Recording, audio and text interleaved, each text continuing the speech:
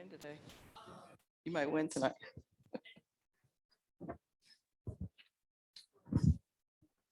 Recording in progress. Good evening, everyone. Welcome to Empower You. I'm Betty Overstreet, the Executive Director. Empower You, if you're new to Empower You, our mission is to educate, engage, and enjoy. I think we do that every class.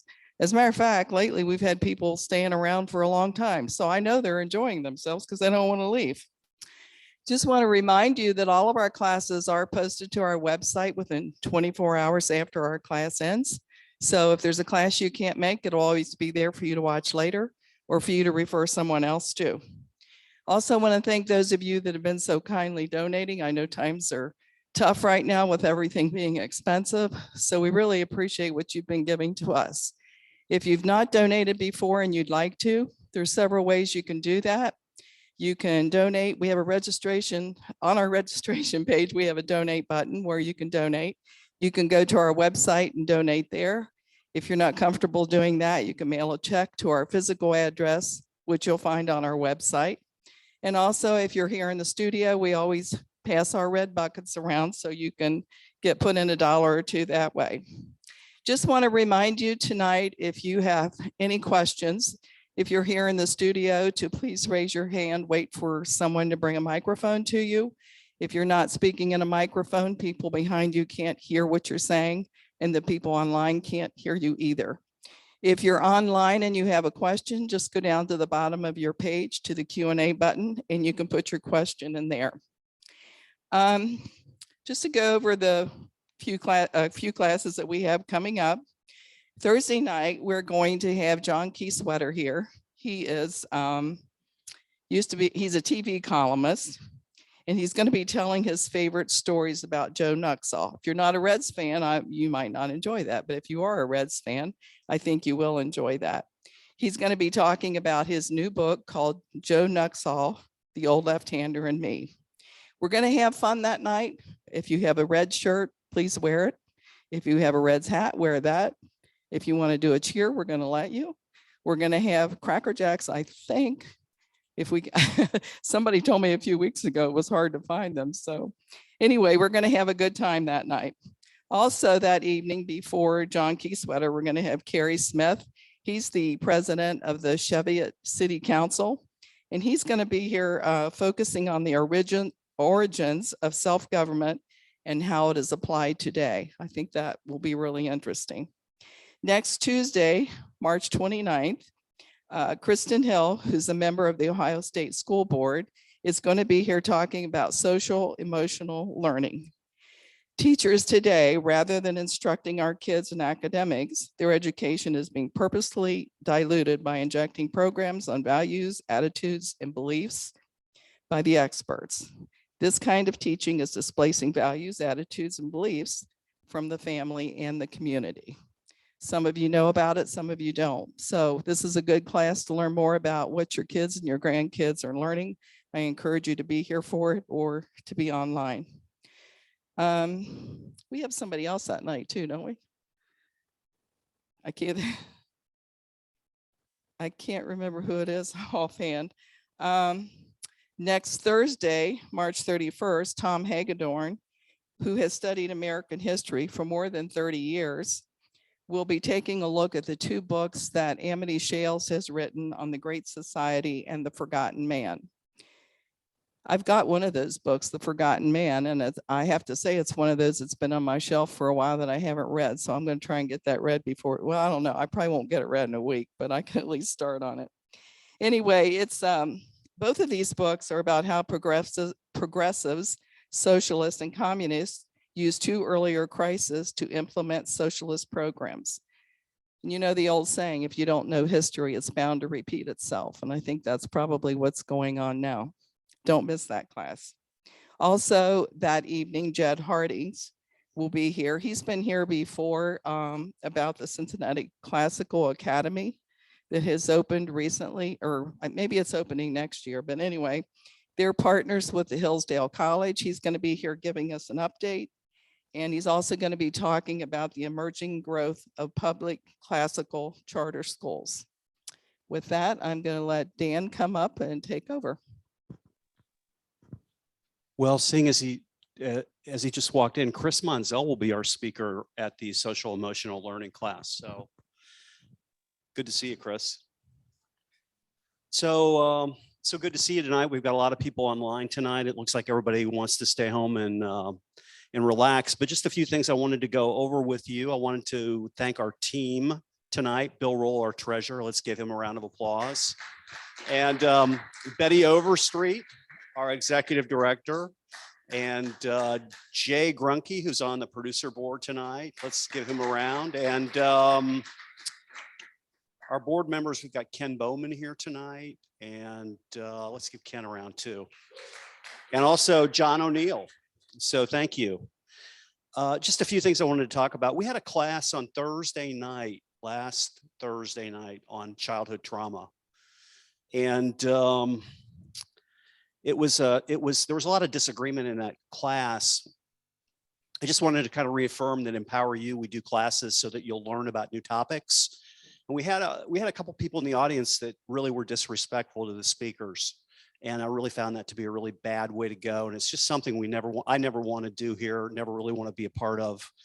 And I would just really ask you to do the same. You should watch that class because there's some interesting, it's such a dichotomy of opinion, childhood trauma, whether it exists, to what extent it exists, if we can ever get by these right-wing kind of left side views on it, and how to fix the number that we're told is 400,000 kids in Ohio that are going through childhood trauma. And that'll be something that we'll hopefully talk about more.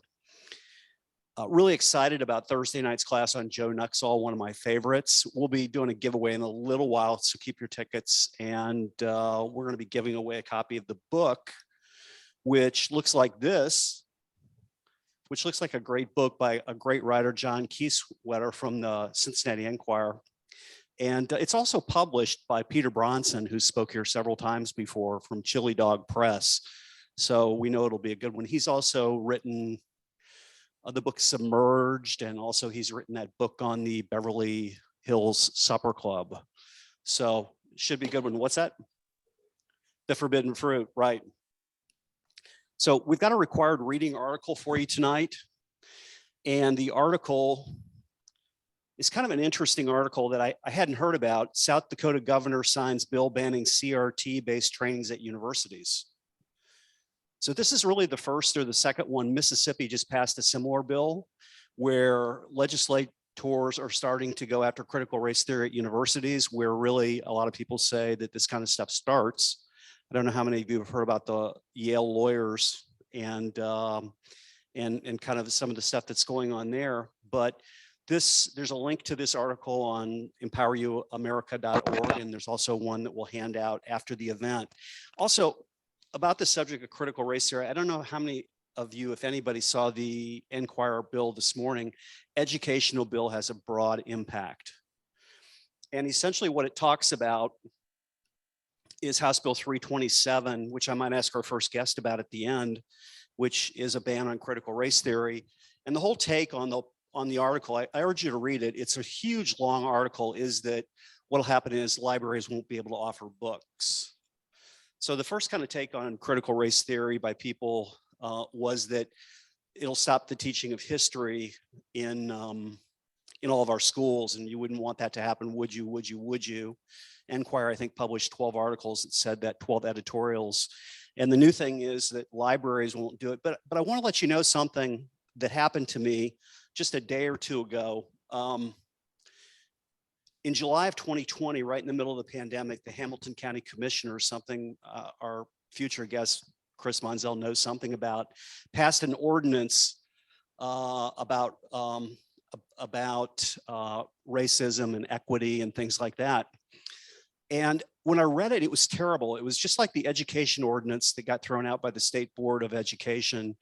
It said the same, it was almost a cut and paste thing, almost exactly. And I said to myself, I wonder how long it'll be before somebody calls me and tells me that Hamilton County is becoming a hostile place to work. Well, the first person called me called me about 1 week ago and told me that he worked in one of the departments, which I'm not going to say the name of, and that he had been subjected to a feeling that if he didn't participate in certain types of trainings and certain types of book club events, for instance, a book club on Ibram X. Kendi, that he was starting to feel like he was going to be ostracized in his position in Hamilton County. And the beauty about House Bill 327 is it impacts governments too. So governments can't inject some kind of a racial tint on anything that would favor one race or another.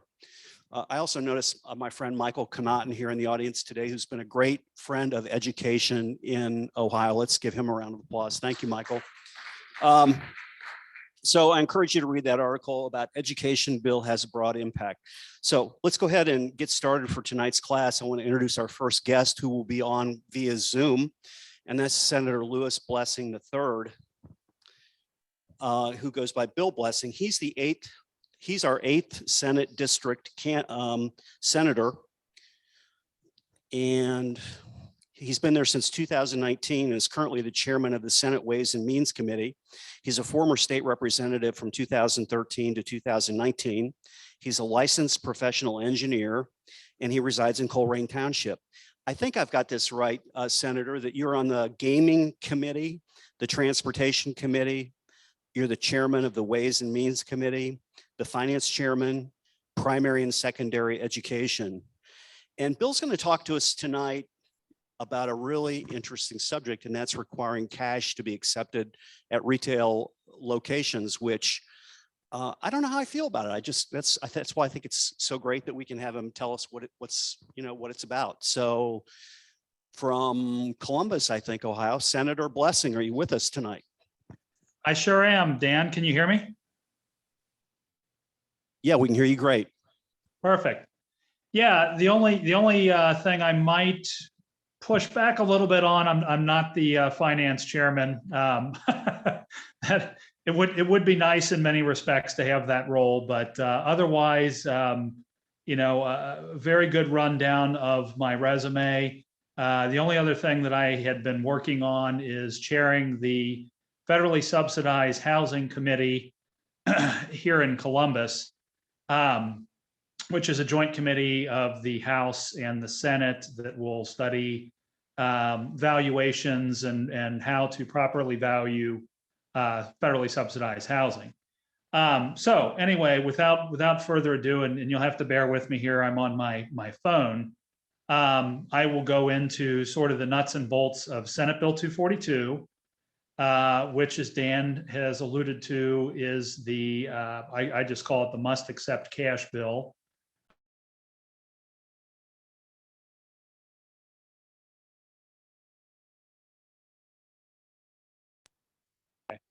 Sorry, it turns out when I'm getting calls, it puts me on mute for some reason. But anyway, Senate Bill 242, what it does, to recap what Dan said, it requires retail merchants, face-to-face transaction to accept cash.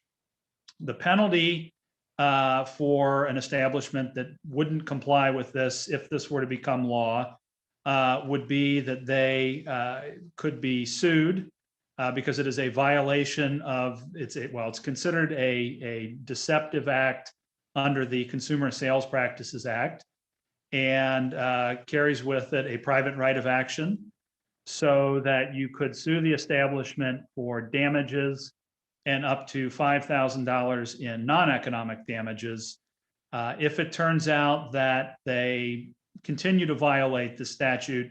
The damages would triple on subsequent offenses. Additionally, there are some carve-outs for things that are, sort of difficult situations in that they are already in existence. Municipal parking is one of them, as well as stadiums with over 10,000 capacity over 10,000 people. The reason for this is that I simply copied what was a New Jersey bill passed. And I know this is going to make a lot of people shake their heads, but there is some rhyme and reason to this. New Jersey bill sponsored by a New Jersey Democrat representative, I believe Moriarty was the name, and ultimately wound up getting signed by then Governor Murphy a few years back, and is largely a Democrat bill. However, in talking with conservatives, heck, even myself, looking back 10 years ago, I don't think I would have found the need for a bill like this. But the more that I read up on sort of the situation, there's a very good article written by a British journalist by the name of Brett Scott called The Gentrification of Payments. And he discusses what he believes would occur in a cashless society, which seems to be where we're moving.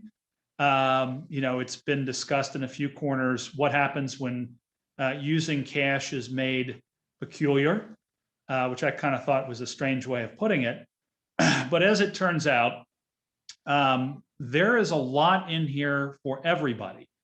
So when I testified, many folks today predominantly use cash. It's something like 80% of folks, use credit cards, but seniors, low-income folks, minorities, particularly the immigrant community, the unbanked are far more likely to use cash than other folks, and they would be shut out of a cashless society would this bill not pass.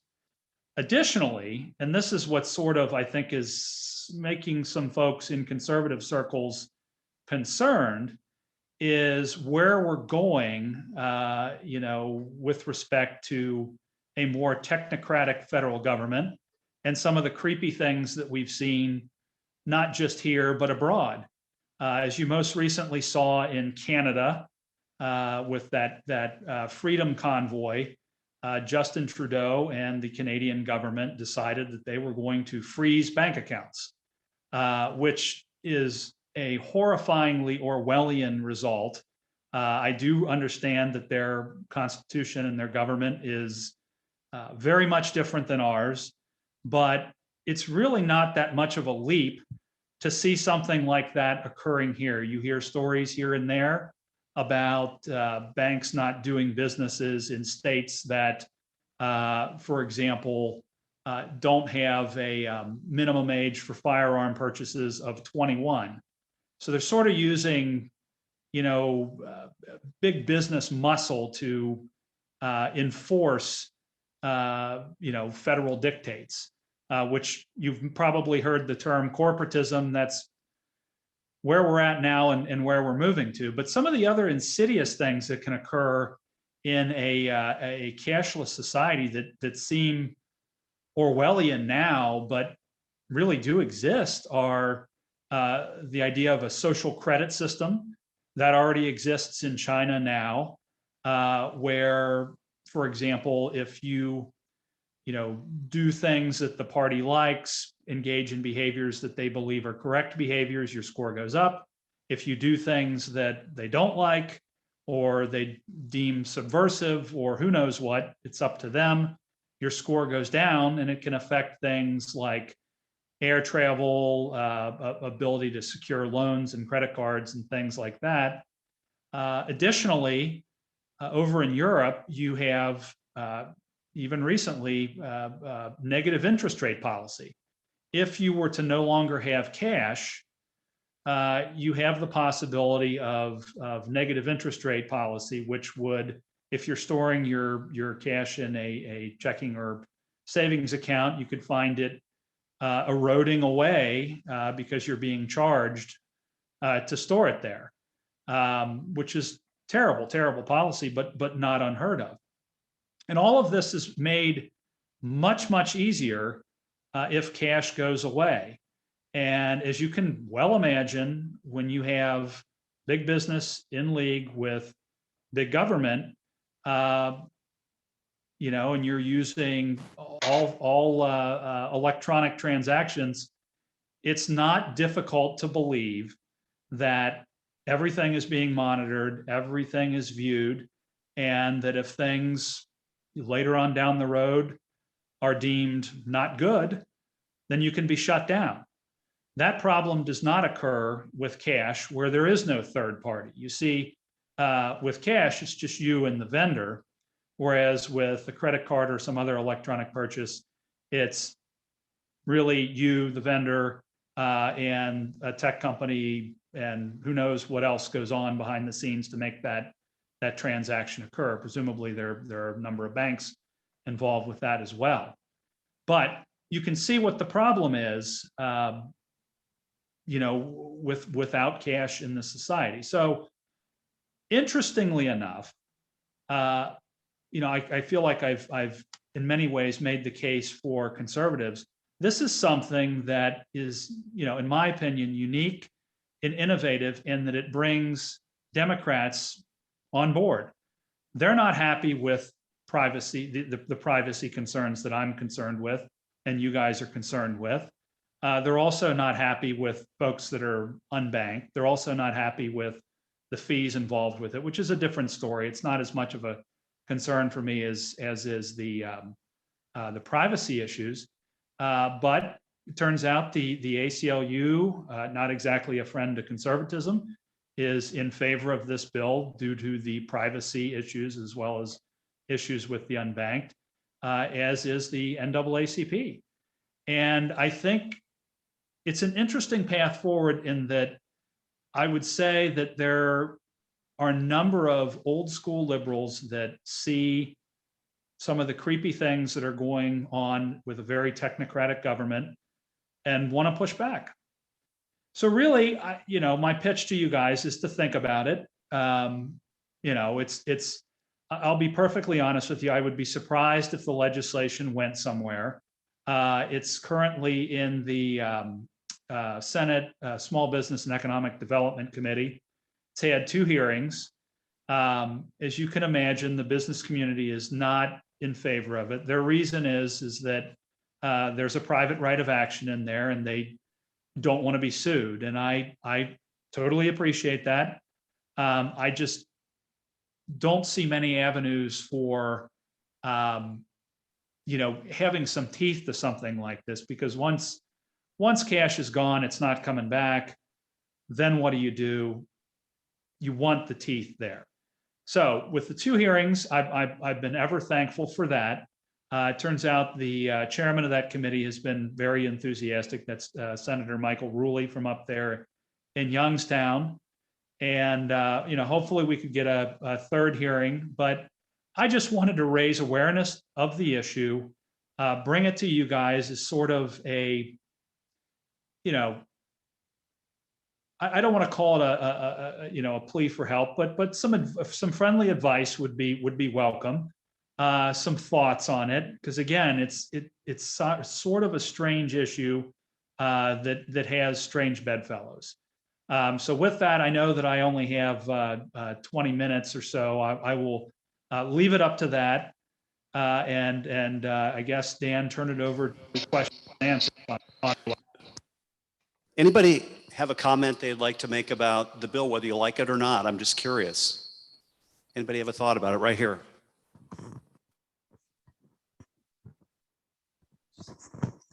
My name is Michael. I like the bill.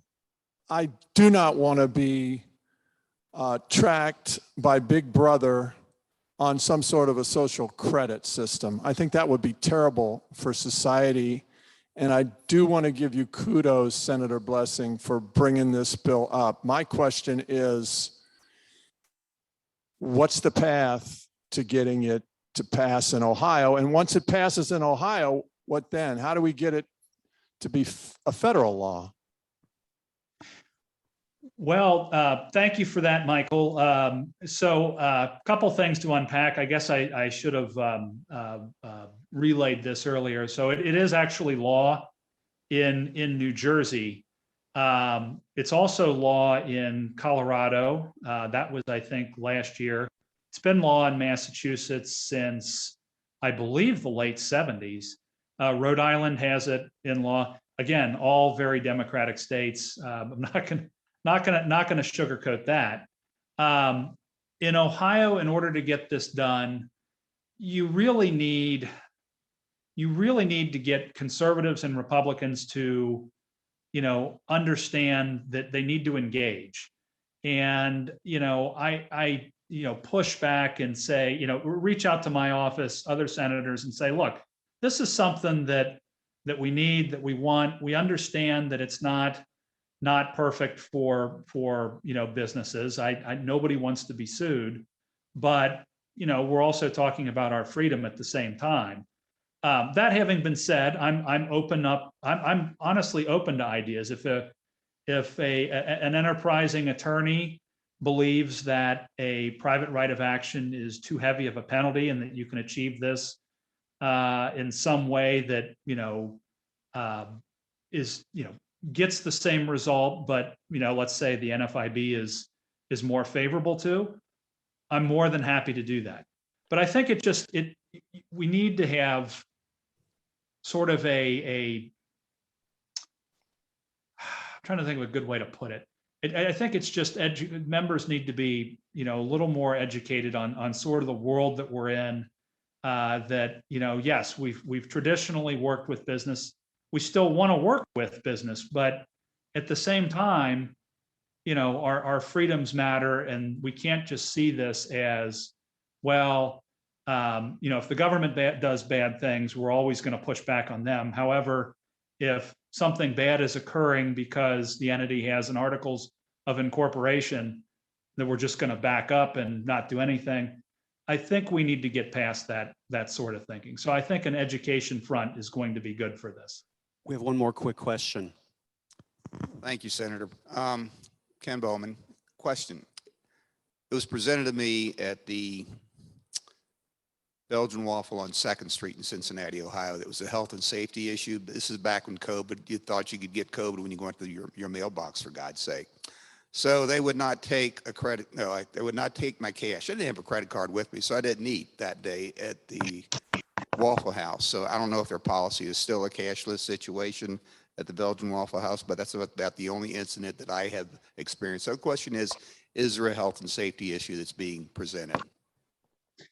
Yeah, that's been an issue for, a couple of members that brought that up. Yes, to answer your question. Another one was, what do you do, with robberies? If you're storing large amounts of cash, is it easier to, rob them and take the cash? No question. But again, I kind of view it as a, small price to pay, for the freedom and access that cash affords. That having been said, if we find ourselves in an extraordinary situation, let's suppose that we got it passed, an extraordinary situation where, we needed to use things or be more contact free, then that would be that'd be something I'd be willing to do on a temporary basis. Bill, thank you for painting interesting discussion on that, and something I think that you make a lot of good points on. I just want to, I wouldn't feel good about having you here if I didn't tell you that there's many of us that have worked on education over the last year. And when you talk about engaging, we just don't ever see anything coming out of the Senate or the House, and nothing ever gets through. And it's highly frustrating for people really all across Ohio that have talked to their legislators about critical race theory, childhood sexuality, things like school choice, which we're going to hear about tonight. And it seems like absolutely nothing happens. I feel compassion for you with your bill, because if it's like everything else, nothing will happen. Can you give me some sense on if you legislators have the ability to get anything done, or is it just the leaders and the governor and that's it? Well, no, okay, so let's unpack a little bit here. So I presume you're talking about like you mentioned it, the CRT and the transgender bills and things like that, or education specific bills. The problem is sort of twofold in the sense that there are a number of members that are staunch local control people, and they believe that if we were to legislate in this space, that it's going to be exceedingly difficult to do. In addition to that, you wind up, screwing it up. You end up in court, and it backfires on you. Meanwhile, if you maintain it as a local control issue, then a very strong grassroots ends up getting into place and taking out school board members, even governors, as you saw in Virginia with Glenn Youngkin. So I think that the general atmosphere is they're inclined to be, keeping local control while trying to figure out what, if anything, the state should do. And I know that's not the answer that a lot of folks want to hear. We may still do something about it. Obviously House Bill, 327, that's still pending in the House. I presume that they're still working on it. I think the barrier would be greater to get that out of the House than it would be out of the Senate. But I think that's probably a pretty fair assessment of where we're at. But right now, everything is really kind of being held up between a combination of three things right now, which I know many folks wouldn't see as maybe as pressing as some of these bills. And that would be redistricting, the capital appropriations budget bill, and what to do about some of the ARPA federal funds that we need to ultimately get out the door. Last question. I saw you were on the gaming committee. Is sports betting going to happen in Ohio, and when is it going to happen? Has that been decided? I thought we already got that done. Let me double check that. I thought we already got that done. Okay. It's when did we get that done? That would have been last year. I think it's already law. So let me. Is it going to take a year or so to put it in effect? Well, it's 99. There was no emergency clause to it, so there's 90 days for that to go into effect. I thought we got that done. If we didn't, it's still in conference committee, which was the last that I remember hearing about it. But I could have sworn we got that done. But I could very well be wrong on that. I'll let you know after the status. Let's thank Senator Blessing for joining us tonight, everybody. Thank you so much. Have a good night. Thank you. Thank you. Let's do a quick giveaway. Grab your tickets. And this is a really, I think, interesting giveaway. And I'm going to say that the winner is number 962. I think you'll enjoy reading this, Michael. One Damn Thing After Another, William Barr's new book. Good luck. I think there'll be a lot of good stories in that book too. I know for the Trump people that they're not a big fan of his, but I think there will be some interesting things that will be said. Also, we're going to give a book away online, and that's the Joe Nuxall book. And we're going to give that to Karen H., who's joining us tonight. So Karen H. will get this to you, and hope you can join us on the class on Thursday. It should be great. We're really glad to have Yitz Frank. He's joining us from Columbus tonight. He serves as the president of School Choice Ohio, as the executive director of Agaduth Israel of Ohio since 2013. In that capacity, he's engaged in multiple projects to educate community organizations about various government programming, funding opportunities, and he serves as a liaison to the Ohio Department of Education on behalf of Jewish day schools. Rabbi Frank was previously anointed by the Ohio Senate to serve in a non-public School Graduation Requirements Advisory Committee. We've talked a lot about school choice at Empower You over the last 6 months. I'm really interested to hear how Rabbi Frank feels about school choice and our ability to make some real progress. Everybody, let's welcome Rabbi Yitz Frank.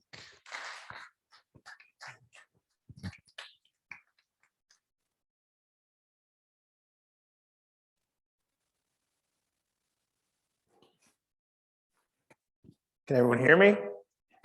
All right, let's see if we can figure this out. I guess it's up to Dan, but if you want to ask questions in the middle, I'm fine with that. We can wait till the end, either way. So It's good to see my good friend, Senator Blessing. I will note that one of Dan's questions, Senator Blessing, on issues like school choice, Senator Blessing is one of the strongest advocates we have in the General Assembly, and we have gotten a lot of things done. Sometimes you don't have bills that pass, but you have amendments that pass as part of a state budget, which can be extremely impactful for Ohio students. So let's start. Obviously, school choice has been in the news quite a bit. Whether it's the governor's election in Virginia, whether it's just the outcry over masks and vaccine issues and general concern that exists around the country about our kids being educated properly in their classroom. And I think that's true across the board, whether your child or grandchild or neighbors in a public school or private school, there's been a lot of concern that has, I think, increased focus on education. And a big part, in my view, and in the view of a lot of people around the country, that we're doing something wrong here.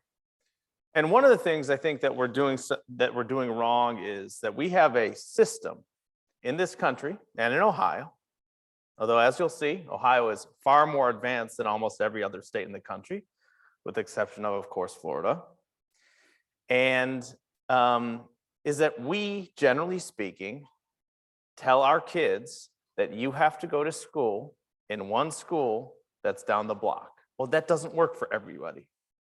You might have a kid that is exceptionally gifted, that is not doing well at the school for whatever reason. It might be a really bad academically performing public school that a child actually might excel in, and that's fine. But there's a system that exists that is essentially the backbone of the education system in this country. And by the way, in Ohio, the vast majority of government spending, I shouldn't say the vast majority, but a substantial plurality of government spending is on education. We spend north of $20 billion a year on education. And so we have a responsibility, both to ourselves as taxpayers, but also we have a moral obligation to our children to make sure that they have access to the best education that works for them. And if we don't do that, we'll continue to decline economically, our population will continue to decline, and we won't be competitive. And we are really focused on building up the economy and life in Ohio. And that's a huge part of it. So let's get started. So I think before we dive into the question, right, is how does the public feel about school choice? Because ultimately, every single policy change that we're talking about has to get voted on by legislators. And ultimately, legislators care a lot about how the public feels about school choice. But I think before we get there, I think it's important for us to define, we hear a lot of words about school choice, but what exactly is it? And it's broader than I think most people think. There are several different ways. The way I think about school choice is that any policy or opportunity that a child has to choose a school as opposed to being assigned to one specific school, that if they don't like it, it's too bad, that is school choice to me. Now in Ohio, we have a number of different policies that enable families to choose. One of them is actually the oldest one that we have in Ohio is called open enrollment. So actually, we're in Cincinnati or Cincinnati area at any rate. There's two types of open enrollment policies. One of them is called Interdistrict open enrollment, which means you could attend any public school within your school district. And I believe in Cincinnati public schools, for example, I believe junior high through high school, certainly high school level, you can generally choose first come, first serve, because they run out of spots, especially the very good ones. You could choose any high school. And that's a really good thing. That's empowering to families. Then we have something else called interdistrict open enrollment, which allows school districts to allow students that don't live there. Let's say they've got an empty seat, right? Or several empty seats.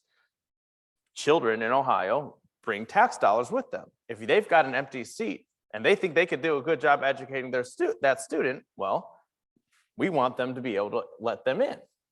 So that's called interdistrict open enrollment, very popular option in Ohio. As you'll see in some slides later, there are about 85,000 students in Ohio that participate in this program. And it's an important option. That's part of school choice. There are other options. We'll get into this a little bit more later. There's community schools, which commonly referred to as charter schools, which are essentially public schools that are operated independently from districts. They are privately operated, generally speaking by non-for-profit, but sometimes there are companies that specialize in operating them. Sometimes that they don't specialize, but they do it anyways. But for the most part, that's what those are. And then we'll get into education savings accounts a little bit later. But community schools, right? They're public schools that operate independent of school districts. So sometimes, you know, and maybe this is something we can change. Sometimes public schools don't perform as well because they're weighted down by all kinds of bureaucracy, or maybe a collective bargaining agreement that makes it difficult to I guess, get all the bang out of the dollar as possible in terms of educating students. So charter schools exist all over the state. They now, as of this past budget, thanks to folks like in the Senate and the rest of the General Assembly, like Senator Blessing, can be located anywhere, which did not used to be the case. And those are really important options. There's about 114,000 students in Ohio that are using that option. And there's lots of studies, including very recently in Ohio, that there's a very substantial academic impact through the creation of charter schools, broadly speaking, and specifically in Ohio, particularly amongst minority students, which are often assigned to extremely low performing public schools. Charter schools outperform them in almost every metric. And that's really important to, obviously, again, more responsibility to students to make sure that when we spend money to educate them, they're actually getting educated. And it's important for them to be able to achieve. I think that a lot of people that when they hear the term school choice, especially in more conservative circles, it means something like this, which is essentially scholarships or a voucher program, which is more or less what it sounds like. The state spends money on students to be educated, and it creates a policy or a law that says, families, we're going to give you your education dollars and you go to school of your choice. You want to go to private school? That's great. Go for it. If that works better for your child, let's do it. Generally speaking, we'll get into that one later. But generally speaking, those, I think this is true for charter schools and certainly true for private school choice programs, voucher programs. In Ohio, we have 5. They tend to save taxpayers a lot of money and generate really, really good academic outcomes. And the best part about all this is the only real way to hold schools accountable. There are different schools of thought, right? You can hold schools accountable through academic accountability, which means that the government can say, hey, we need you to get X score on these tests, otherwise you're not doing a good job and we're going to punish you in some way. That's one option. You could have another one, which is sort of a democratically elected school board. There's a form of accountability there. If people aren't happy with how things are going, we'll throw the bums out. Problem is, it doesn't really work so well because there's a very, very low percentage of the population that actually votes in school board elections. But the greatest accountability, in my mind, is financial accountability, which is if a parent's not happy with what you're doing, they can take their money with them and bring it somewhere else where they're happier. And if they don't like that option, they can leave there too. And ultimately, it's sort of a market-based approach, but you want to keep your customers happy. Right now, the system we have, they're not customers, they're captive students. We want to turn them into customers so that the system will be responsive to their needs. And I think in some way that will solve a lot of issues that are bubbling up about education around the country. So let's go back a second. So again, so broadly speaking, right, school choice, basically any system, any option, whether it's a public school option, a private school option, charter school option, that allows a family to go somewhere that outside of their assigned public school. And by the way, most families are really, really happy with their assigned public school, but many of them are not. And so I think it's important to know where we're at in Ohio right now, right? In Ohio, we have about 1.8 million students. Where are they educated? Well, traditional public schools, so again, that locally assigned traditional public school, of that 1.8 million, there's about a little bit less than 1.5 million.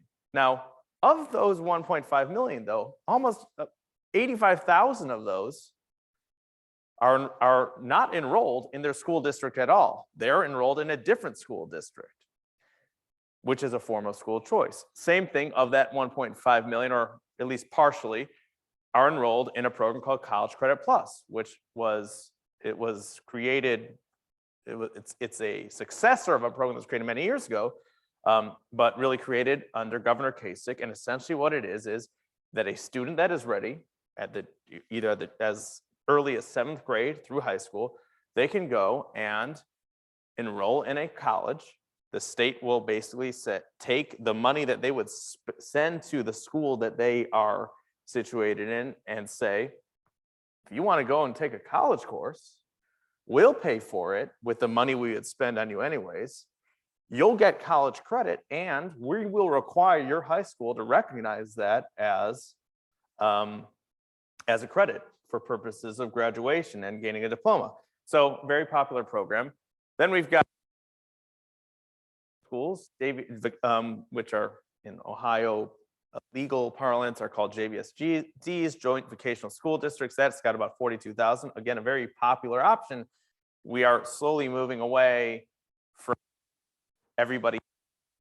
There are so many important jobs in Ohio that do not require college anymore. And not every child is that appropriate for. Of course, we should give them the opportunity to go in that pathway if that's what they desire, but that's another very popular option. Private schools, there's about 170,000 of them. Of those, it says 67,000. That's really last year's numbers. Right now, there's 76,000 students in Ohio that use a private school choice scholarship. Generally speaking, that's the EdChoice scholarship program, which is a program that gives choice to families that are assigned to what we consider to be failing public schools. The EdChoice is income-based program, which is every family that has their federal poverty levels below 250%, which, for a family of 4, I want to say that's about $62,000. Those students are eligible. Students with autism, if they've got an IEP, which most students with autism do, though not all, they qualify for a scholarship. And the John Peterson Special Needs Scholarships, which again, any student with a learning disability would also qualify for that as well. And then we have one based in Cleveland. So there's a lot of private school choice eligibility in Ohio. I think it's roughly about 60% of the total population. But what we are seeing now, and I think what we're seeing around the country, is that there are a lot of families that, again, Ohio is better than most states, but there's still lots and lots of particularly middle-class families that still don't qualify for any of these programs, but can't necessarily afford to take their child out and give them another option. And that's something that we are working on. Charter schools as well, about 114,000. And then this population has increased significantly. I believe that homeschool students went from about 35,000 students about 2 years ago. They're now over 50,000. Probably that some of that's pandemic related, but some of it's probably not, right? Some of it is parents that are not happy and they think, and probably are right, they can educate their kids a lot better. So that's what we've got. So we've got about 75% of Ohio students are enrolled in traditional public schools, and but more than 25%, which is basically a quarter of students, which is not something you hear. Normally you hear numbers like, well, 93% of students are in public school. That's not true in Ohio. In Ohio, there's over 25% of students are actively participating in school choice right now.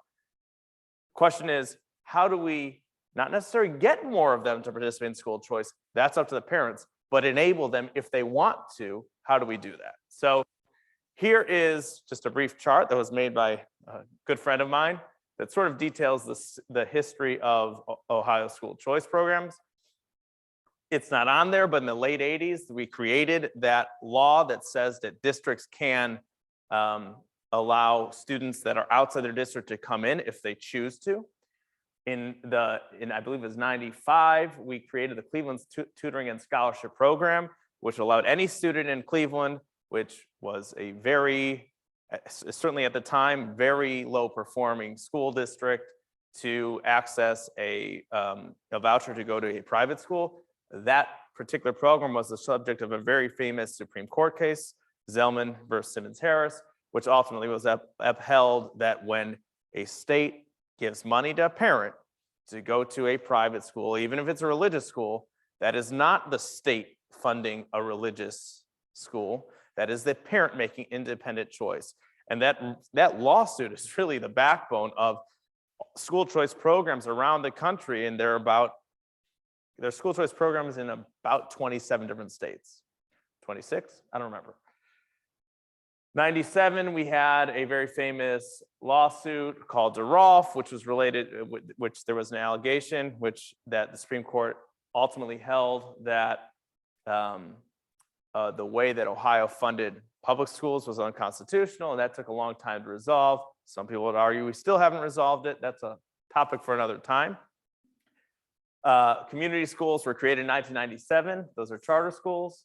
You see up there, Simmons-Harris was settled, and it was 2002, I believe. The 20th anniversary is coming up on June 27th this year. In 2003, we created the Autism Scholarship Program. I think there are about 4,300 students on that program today. Very, very popular program. EdChoice Scholarship was created in 2005. It was created and really pushed through by then Speaker of the House, now Lieutenant Governor John Husted, who's done a significant amount in his career, both when he was in the legislature and now when he is as Lieutenant Governor, to really fight for kids in this way. In 2011, the John Peterson Special Needs Scholarship was passed. Again, I think there's about 7,500 students on that, which basically says if a child has a special need, they have a learning disability, we take them to the school district, they get diagnosed, they get what's called an IEP, Individualized Education Plan. They can take a voucher to go to a private school, to be homeschooled and outsource essentially all of the intervention or whatever kind of need their learning disability indicates they have. In 2013, the EdChoice expansion program, which was passed when Speaker Batchelder, who passed away a couple of months ago, or actually I think it was just a month ago or so, was passed under Governor Kasich. Governor Kasich actually put that in his budget, which is a very significant message. When a governor introduces a budget bill and says, I want this program in there, that was a big deal. That passed. That program now was recently expanded in this past budget. That allowed any child that was low income, regardless of where they live, they can take a voucher and use it as a scholarship for school. And then this past year, this past budget, which again, Ohio works on a biennial budget, which lots of very important policies, especially education policies, do get passed. That happens every odd year. So 2001, we were able to increase the EdChoice expansion, the income-based program, to include families that are up to 250% of the federal poverty level, which basically went from, I think, roughly about 50% of Ohio students to over 60. We created a tuition tax credit program, which is a little bit more complicated, but essentially it allows private organizations that 501c3s that give out scholarships to students. Donations to those organizations the donors can receive a $750 tax credit, not deduction, which allows those organizations to then fund private scholarships. We create a homeschool tax credit program, and at the same time, we also took some of the federal dollars, which we had a little bit too much of, in my opinion, and instead of giving it to the Department of Education to do as it saw fit, we took $125 million of that, and it will be live in three weeks or so. Instead of letting the Department of Education spend it on whatever they dreamed up, we're sending $500 to families to use on only education. Could be used on music lessons, tutoring, whatever it is. It was a federal money. We had to spend it. Idea was parents know best, and let's let them spend their taxpayer dollars on the education needs of their students. So that's sort of where we've been. So now, what does the public say about all this, right? So there's an organization that we work with closely, EdChoice. They're based out of Indianapolis, and they promote and they do research and educate legislators and just people, grassroots activists all around the country on EdChoice. It was founded by a very well-known economist named Milton Friedman. It used to be actually called the Friedman Foundation, and he won a Nobel Prize for a lot of his work. But his theory was, and I think at the time it was pretty much strictly economic and focused on academic outcomes. But his theory basically was that if we have a market-based approach, the same way that markets create efficiency and better products in pretty much every sector, why don't we do that in education? Because we don't. But there's not a single other area of life that we don't do that. I mean, even the Department of Defense, right? All their contractors, they're all in the private sector, right? They're all competing to create better products at a cheaper rate, right? Or at least they're trying to, or pretending to at any rate. So that was his theory. At any rate, great organization. They have been doing polling for years, but they've particularly been doing polling on public opinion on issues around school choice throughout the pandemic, because we're seeing a lot of angst, again, around a lot of the issues that we've been talking about. And so here's what they found in terms of, and let me just go back 1 second. One of the issues I think that grassroots activists have, that advocates have, that frankly that legislators have is some of this stuff is a little bit, it's important to be able to explain what these policies are and what they mean to people, right?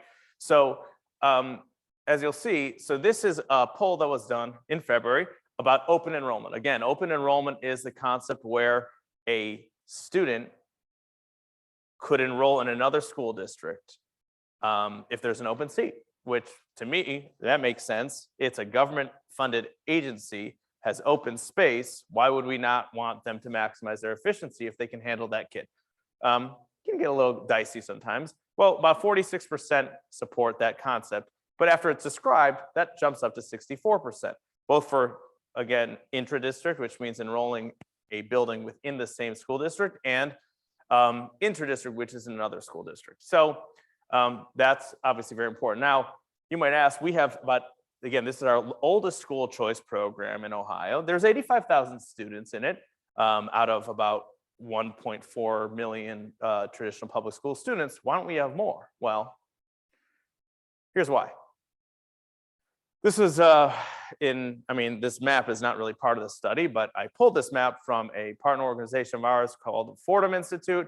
They are an education policy think tank. I would encourage you to get familiar with their work. They're some of the smartest people in this space, certainly in Ohio, but really even in the country.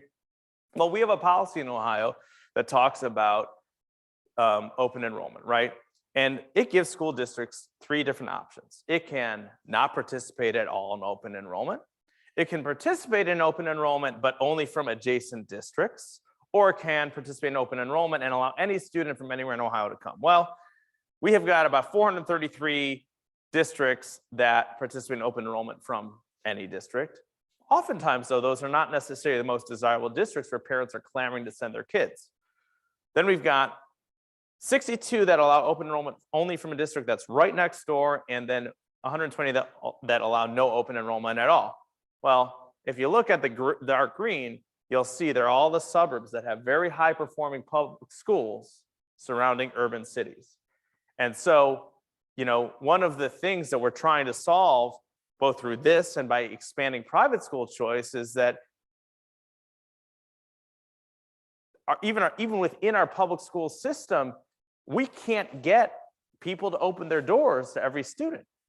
And you know, from an efficiency perspective, if you've got a school district that's doing great and they've got open seats right there, I mean, as a taxpayer, I would want to allow students to come, but also from a moral perspective, you have kids in Columbus that are assigned to absolutely terrible schools in some cases, and Bexley's right down the block. At any rate, That's just important to point out. Now, this is polling on public charter schools. Again, one of the interesting things about this is all these pollings have gone up since before COVID. No surprise, it does polls quite a bit higher amongst Republicans at about 73%, schools, parents about 70%, but it's bipartisan. Democrats also support charter schools at a 60%, almost a 60% level. This has not always been the case. It's always polled above 50%, but this kind of polling is a very significant thing. It is new. It is changing attitudes. It is parents wanting agency. Same thing for vouchers. No surprise, Republicans, it polls about 71%, private schools, parents, obviously very high, 81%. But amongst minorities, Black families, 63%. Actually, and amongst, do they have that on here? I don't know if we have Democrats on this slide, but even Democrats, it is above, I believe it is above, I don't remember the exact numbers, I don't want to say, but it's definitely more than 50%. That's a new thing. I've always felt, a lot of people have felt this, a lot of the school choice policies and movement in some cases outside of Milton Friedman were actually started by and promoted by liberal leaning organizations because it's a civil rights issue. We are forcing, without school choice, we are essentially forcing students to go to whatever school the government has decided they are assigned to. You know, and we might say like, all right, well, just move somewhere. Well, everybody actually, I shouldn't say everybody, but affluent or upper middle class people also that send their kids to public school also, generally speaking, participate in school choice. I know in my neighborhood, you know why people move there? Because of the schools. You know what their tuition is? It's not free. It's a $500,000 mortgage. Well, guess what? A lot of families can't do that, right? And so we have designed a system which we are now trying to fix that forces families into a situation where their kids can never climb out of without policies like school choice. So that's the bottom line. Now, I would point out that scholarship participation, again, we started off with one program, very small, in the mid-90s, although actually that program was on delay for the Zellman case. You can see that participation has increased significantly, particularly since 2016. It has increased by over 50%. So double-digit increases every single year. That's for a lot of different reasons. We've done some policy changes that some of our friends in the legislature, like Senator Matt Huffman, Bill Blessing, Governor DeWine, and others really helped push through that made more families able to participate in these programs, but also it's demand. Parents are sick and tired of being forced into one particular option, and they're looking for other options. So this is just another way of visualizing the same thing. You could sort of see it really jump off in 2019 and continue sort of on the same straight path throughout the pandemic. We'll see what happens next year. Although I will point out that we do have a public school group that is suing the state, claiming that the voucher program is unconstitutional. We think that they're going to lose and badly. But in the meantime, they have a coalition of over 100 school districts that are contributing taxpayer dollars to, frankly, sue their own citizens. But any rate, so that's the trajectory they're on. It's poised, I think by next year, will probably be the second largest school choice program, more than open enrollment is, unless we can also change the law and say any district that has open seats, they have to accept kids if those kids want that. So that's important. Now, it's important to note, I don't know if anyone in this room is a fiscal conservative. Probably none of you. No, okay. Well, generally speaking, and again, this is not perfect. Some of this data is a little bit old, and but the bottom line is these programs save money, a lot of money. If you can educate a kid with an average scholarship of $5,000, now it's probably a little higher because those amounts were too low. So we did increase them in this past state budget. But if you can educate a kid for 50% of the amount, even 75% amount, and their parents are happy, that's a really good deal. And so there's been some scholarship recently, again, actually authored by EdChoice. You can go to their website, it's edchoice.org, talks about the fiscal impacts of scholarship programs. It looks at all the states that have programs, but Ohio as well. And, you know, there's some of this stuff is their estimates and projections, but it's school choice, since Ohio's adopted that policy, has saved billions of dollars. It's a question of how many billions, depending on how conservative you are on those projections. So what is so some of the, you know, sort of pushback from our friends on often on the other side of the aisle, but certainly some advocates, you know, they point out like, well, if we're going to let kids go somewhere else and create school choice policies, are the public schools coffers going to get drained? And, you know, theoretically that could have an impact on their ability to put out a good product and get good teachers and so on and so forth. Well, we've looked at that too. Here is a quick look at the increase in real per pupil funding. So that is inflation adjusted, right? So this is after accounting for inflation. These are all states that have relatively large school choice programs. Florida has the largest. I believe Ohio is the second largest. Then Indiana or Wisconsin, something that, I don't remember the rest of the order, but these are states that have pretty robust school choice programs. In some cases, their programs are actually better designed than ours, that make more students eligible than we have. Again, we're working on that, not quite there yet. But you can see that actually Ohio, amongst all those states that have created school choice, funding has increased in inflation. By the way, this is pre-pandemic inflation, so, you know, but it's actually increased by over 13% on a per pupil basis. So this idea that the creation of school choice programs, and don't get me wrong, they need to be designed carefully and thought through in terms of how they interact with school funding formulas and things, it's just not true. We have increased spending on a per pupil basis and on an overall basis for sure, by over 12% since 2002. And in the meantime, we've now have 76,000 students on private school choice programs in Ohio, which represents almost 500,000 students when you add up all the years. So that's just an important piece. There are always kinds of, you know, different data that you can cherry pick from various school districts, and, you know, and everything's a little bit complicated when you get into school funding formulas and things like that. But the reality is states, including Ohio, that have created very robust school choice programs have actually increased their funding, in some cases significantly, since 2002, faster than the rate of inflation. So, and that's sort of what we hear all the time. Will it destroy public education? One of the things that opponents of school choice point out, besides for the fact that they claim that parents who take their kids to a private school are stealing their money. But besides for that, they also say, well, often the parents that are most engaged, it's a plausible argument, that are most engaged are going to go and take their kids to a private school, right? They're the ones that are most concerned. And so they're going to take the best kids. And so our school is going to look worse than it actually is. And that's a plausible argument, right? I would argue also that it's still their child to do what they want with. If they think he's not doing well or can be doing better, they should be allowed to. But at least in terms of how it theoretically could impact academically on the public school that they were assigned to, that's a very important piece of data to look at. Fortunately, we have. So actually, oh no, I'm sorry. Right. We have, I think it's about 22 to 23 studies on the academic effects of school choice programs on the public school system.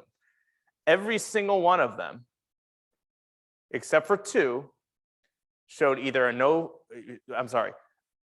two of them showed a slight negative effect, and very slight, and one of them showed no impact one way or the other.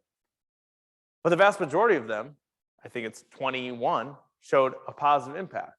So the academic of students in public schools that were impacted by states that created school choice programs actually went up. Why would that be? Well, there are probably a lot of reasons, but the main theory is, and there's some of these studies that specifically look at this is competitive effects. When you are impacted by a competitor, if you're a public school or a private school, and all of a sudden there's competition somewhere else, what do? You can cry or you can improve. And that's what these studies show. That not only has school choice programs made huge impacts in the affected students' lives, the students that now have an opportunity to go elsewhere that are better fit for whatever reason, academics, bullying, sports, I don't care what it is, religion, doesn't matter. There's reasons why parents make choices if we let them, right? But also has impacted positively students in public schools. And that's a very important data point. So going back to the last slide, one of the other things are like, okay, but if we open up school choice to everybody, is everyone just gonna leave, right? Like oftentimes, when you introduce a bill in the legislature, and this is going to happen, and it happens all the time. When you introduce a bill in the legislature, let's say to create a school choice program, you say, you know what, every student in Ohio should be eligible for school choice. Well, we have something called a legislative service commission that says, sort of analyzes the bill to brief members, because most people can't really read the legislative text and understand what's going to say. So we have a body called the Legislative Service Commission that is very good at this, that analyzes these things. And one of the things that they have to do is when you are looking at a bill, you decide, well, what is the fiscal effect of this bill? Is it going to cost the state more money or less money or neutral, whatever it is? And that's the case for all kinds of bills. Well, when we talk about things like, well, maybe every student in Ohio should be eligible for a voucher. They all should be, right? And sometimes we'll get like a analysis from the Legislative Service Commission. Okay, we're going to make every student in Ohio, say that's 1.8 million or so. Let's just use 1 million just for fun, right? And all million students, they become eligible for a $6,000 voucher. And so Legislative Service Commission and people on the other side, oftentimes unions, but not exclusively so, they'll say, well, we can't do that. If every student in Ohio leaves their public school, you know what that's going to cost the state? $6 billion. This bill costs $6 billion. Well, obviously that's not true, nor does it pass a smell test, but we also have data on that, right? So again, these are all states that have significant amounts of private school choice and very generous school choice programs in terms of who's eligible. And you can see most families are very happy with their public schools. And or another charter option or some other school choice option, people don't leave en masse, but you know who it does matter to? The students that feel they need to. And again, to the other slide, it has competitive effects that actually improves academic outcomes. So again, there's a recent study. It was actually put out last year by Patrick Wolf, and who is a professor at University of Arkansas, Jay Green, who is a scholar at Heritage Foundation, or maybe I have those in reverse, I forget. Matt Ladner, who I don't know who he's working for right now, but he's a pretty noted researcher in education circles, and James DePaul, that basically try to look at states that have very freedom-oriented education policies, so very generous on school choice. See, one of the things that we, and some of the people that I work with, and frankly, some of the national folks that fund the work of organizations like School Choice Ohio and A Good Earth Israel and places around the country, one of the things that they want to do is they obviously feel that they have a moral obligation to help students that don't have other good outcomes. But some of the things that they're most concerned about is we are in an economic death match with China. And you know what China does really, really well? Education. And so the question was, school choice policies, what do they do to the way we sort of, every state has different ways of how they rank schools. But the national report card is called the NAEP, right? The National Assessment of Education Progress. And that is a test that cannot be gamed. Every state that they can say, well, if you score X on this test, that means you're doing really well. Well, guess what happens when people don't do well? Well, state government, they say, well, if you score a little lower, that's also an A, and so on and so forth. Literally a race to the bottom. Well, the NAEP is much harder to game. It is given to every student. I don't remember exactly the cycle of years, but it is a very a significant measure of academic progress for individual states and the country as a whole. Well, what they found was that states that have very freedom-oriented education policies, whether it is measured by allowing charter schools to open where they want, giving families access to private school choice, policies like allowing students to enroll in any public school that has an open seat, which again is not the policy in Ohio, they have a strong and statistically significant association is clear between education freedom and both academic scores and academic gains. And we find evidence that as public schools are more exposed to private school choice, their students experience increasing benefits as the program scales up. In particular, higher levels of private school choice exposure are associated with lower rates of suspensions and absences and with higher standardized test scores in reading and in math. So bottom line is there's a real imperative, not just to the families that are impacted, but also I think a national security imperative to creating and implementing any policy that can help impacted students and also uplifts our economy, our academic achievement as a whole. And that's what these policies do. So happy to answer any questions, but if you want to know how you can help and people that are watching on Zoom, you should learn about the options. If you're a parent or a student, you should share your story on social media or whatever it is. It is very important that people understand that these issues matter to people, especially legislators. School Choice Ohio can help you find the information you need. Craft your message. If you have 30 seconds to explain why it's essential, what would you say? What do you want people to do once you've heard your story? It's important.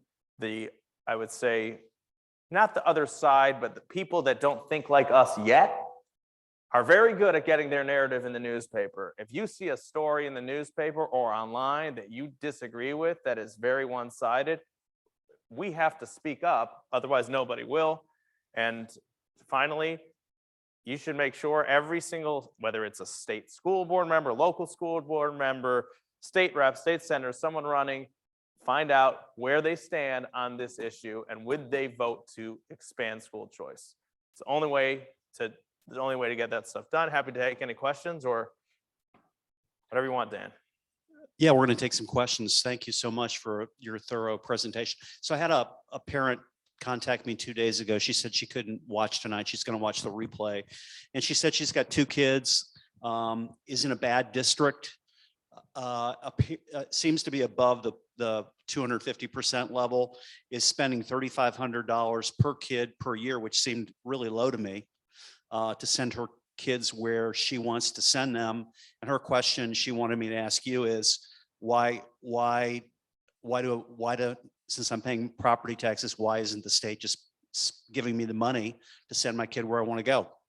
Yeah, so that's where we want to go. We want every family, and and obviously a lot of it is focused on families like that. They're not poor, but they can't really afford to do it. But the other thing is, we don't view education as an entitlement program, although there might be people that would argue we should. We don't look at it like that. It's not like Medicaid. It is a fundamental state responsibility that is enshrined in almost every state constitution. We shouldn't have any barriers to anybody about whether or not they should be able to go to whatever school they want. So, I think it's a little bit more complicated than just taking your property tax dollars, because then, well, what if your property tax dollars are only $5,000 a year and you want to send 3 kids? This is a state responsibility. It's enshrined in the Constitution. The state should create policies. I don't care where they get the money from. We know it saves money. We know it improves academic outcomes. We should get there, and I think we will. But it requires the grassroots standing up and saying, we want something done. Questions right here. I am Ken. Thank you very much for your very thorough presentation. We raise 5 children in parochial schools. We have 2 grandchildren heading that way right now. One is 3.5, one is 1. All the programs you talked about, I believe, were public school oriented. Is there anything available for families who are struggling to send their children to parochial schools? Because tuition is $3,000 to $4,000. That's at the elementary school level, and once you get to high school, you're talking about $10,000 plus. Yeah. So again, every single one of those programs, with the exception of the EdChoice Failing Schools program, which is only applies to families that their children are assigned to attend a very low performing public school as assigned by the state, do not lock on. In fact, they help private school families as well.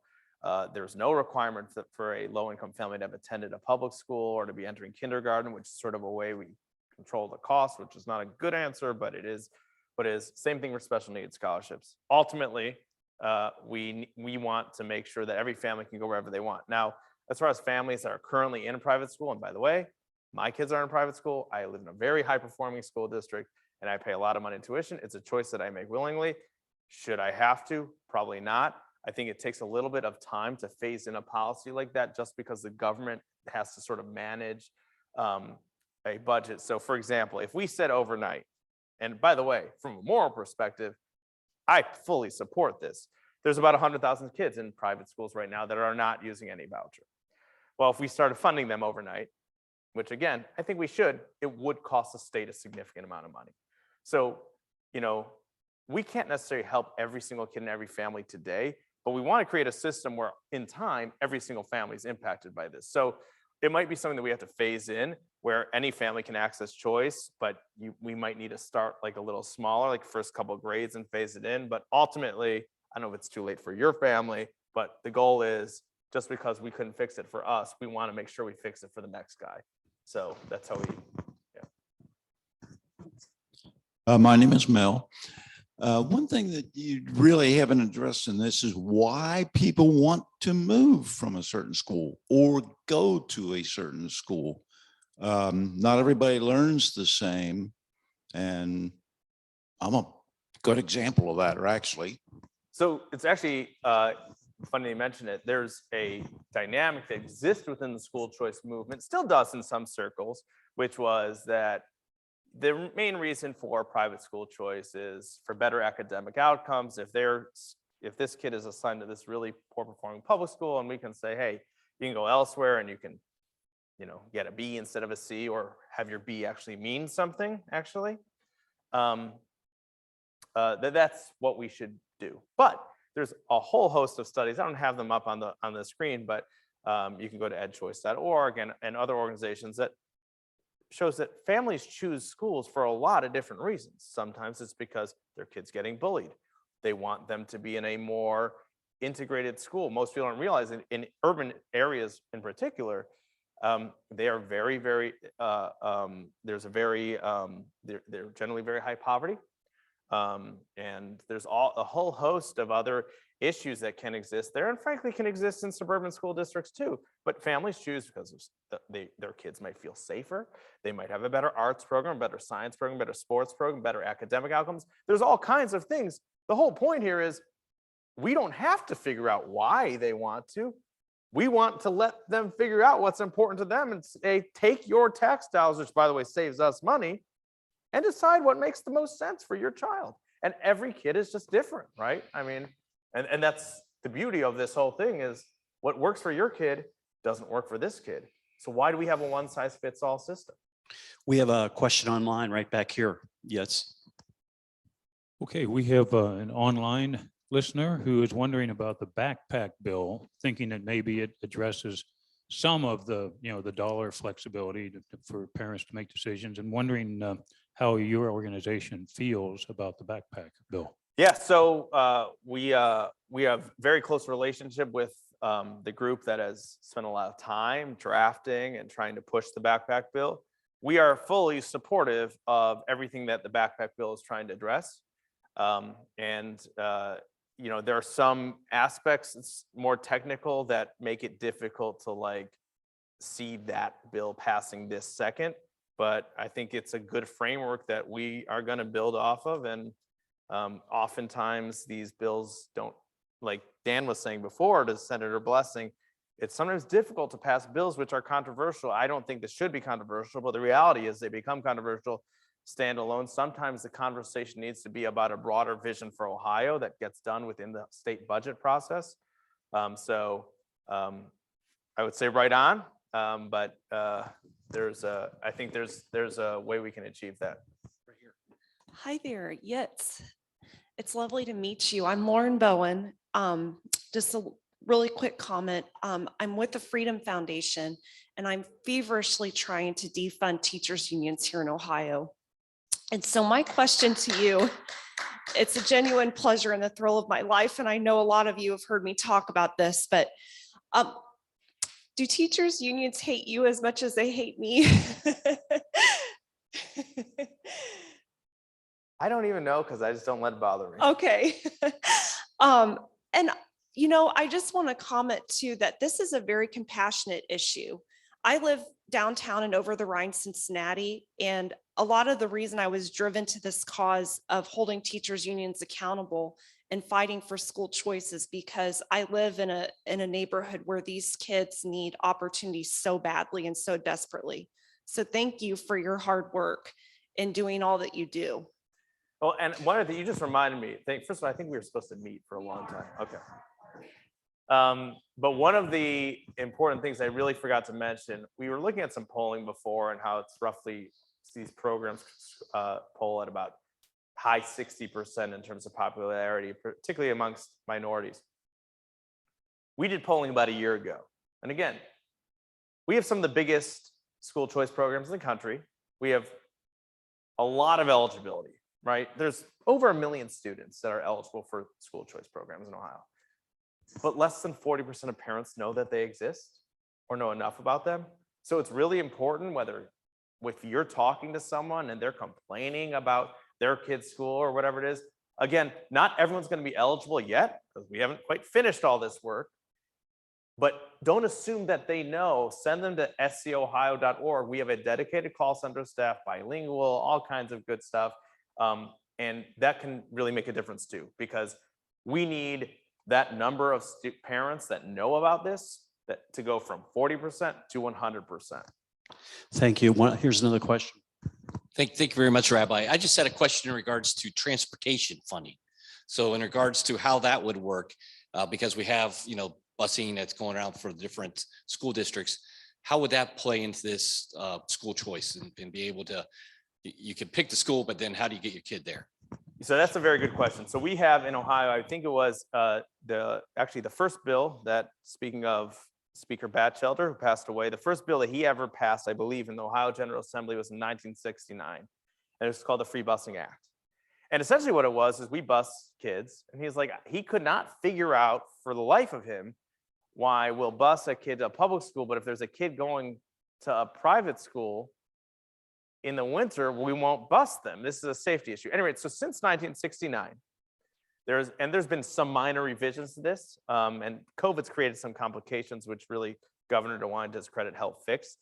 But any child in Ohio, and Ohio is not an outlier on this, but it is one of the more, I guess, generous states.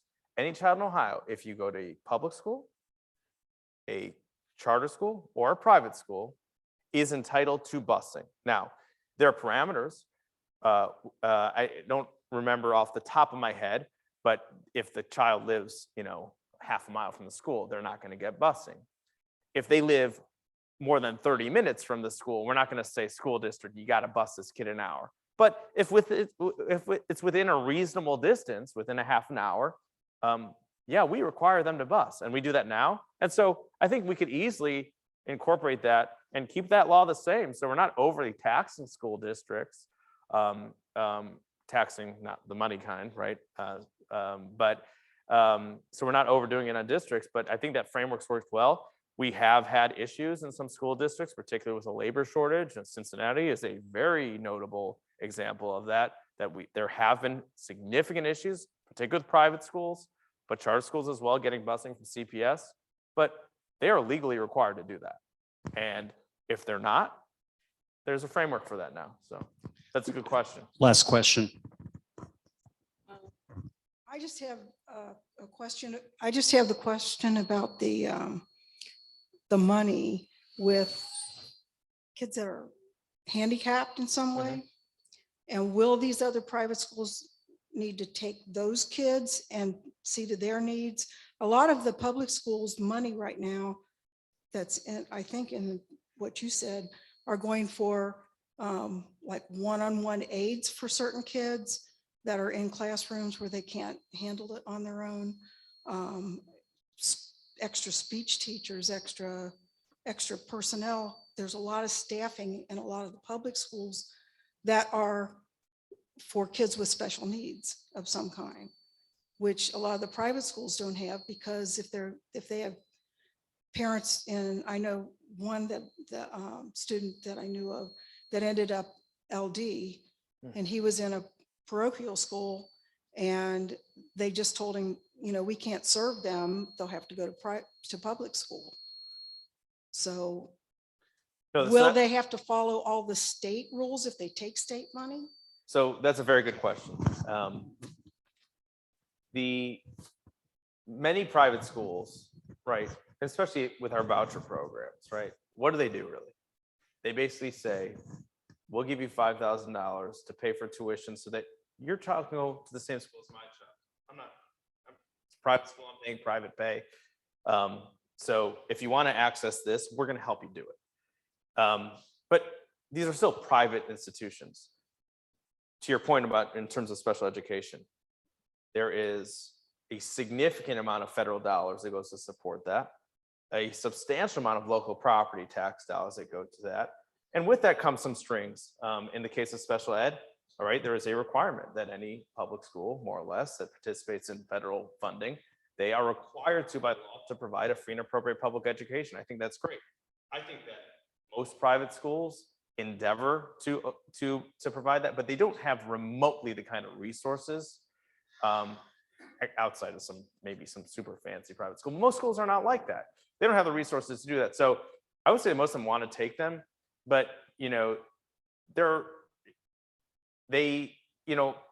here's the example that I often give, right? Let's say you've got a school, let's say it's a private school, and a kid wants to come, and the kid has autism and it's creating some disabilities. Well, oftentimes the private schools that I'm familiar with, if they can accommodate that child and make sure that that kid is able to learn in their environment, these people are mission driven and frankly market driven, right? But if they can't service the kid appropriately, they have a responsibility to say, we want you here, but we can't take you right now, right? So there certainly are those responsibilities that do fall on public schools that don't necessarily are not required to be on private schools. But there's a whole host of resources that comes with it that private schools do not have access to. There's IDEA, there's local property taxes. We even have a special fund in Ohio called a catastrophic fund, which basically school districts can use to tap into if there's a child with very excessive learning disabilities, that they can ask the state for additional money. None of those resources exist for private schools. If they did, I think it's a conversation that we could have, but they don't. So Let's thank our guests for coming tonight. Thank you so much. Yitz, thank you, man. appreciate it. It was great. Enjoyed it. And would you repeat your website for us? scohio.org. So the reason we've had several classes about the backpack bill and school choices, it's just really hard to understand. And we all need to work hard to help people who don't understand it and get the word out. Thank you so much for coming tonight. We look forward to our big play ball event on Thursday. Wear your red uniforms, and we've got some great prizes to give away. And once again, let's thank our guest, Yitz Frank, for coming here. He's on the road, so we really appreciate him joining us tonight. Have a good night, everybody. Thank you.